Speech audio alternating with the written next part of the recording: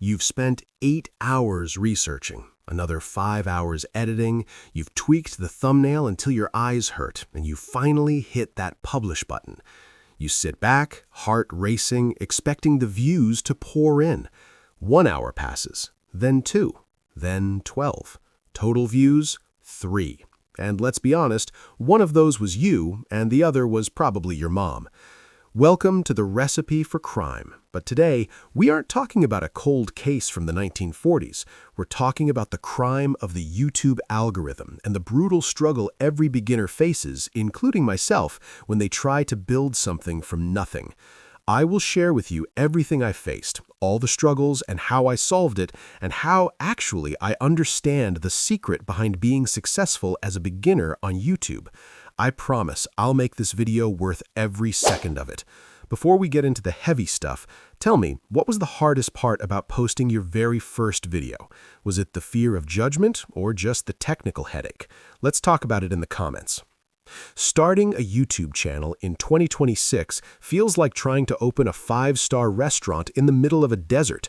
You have the best ingredients, the best recipe, but there's no road leading to your door.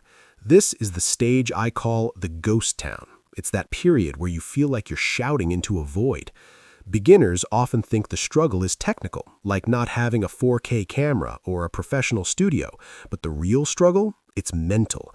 It's the discipline to keep cooking even when no one is sitting at the table. Have you ever felt like giving up on a hobby just because the results didn't show up in the first week? That's exactly what YouTube feels like for the first 6 months. One of the biggest poisoned ingredients for a new creator is the comparison trap. You look at a channel with 1 million subscribers, maybe a true crime giant like Bailey Sarian or Mr. Ballin, and you think, why doesn't my video look like theirs? What we forget is that we're comparing our day 1 to their day 1000. They've had years to refine their recipe. They have editors, researchers, and high-end lighting. When you're a beginner, you are the chef, the waiter, the dishwasher, and the janitor all at once. I learned that the struggle isn't that you aren't good enough, it's that you're trying to run a marathon before you've even learned to walk. Now, let's talk about the biggest lie in the YouTube recipe book. You need expensive gear to start.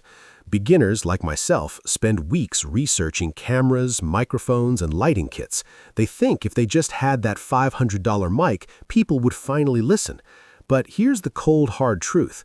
The most expensive camera in the world can't save a boring story.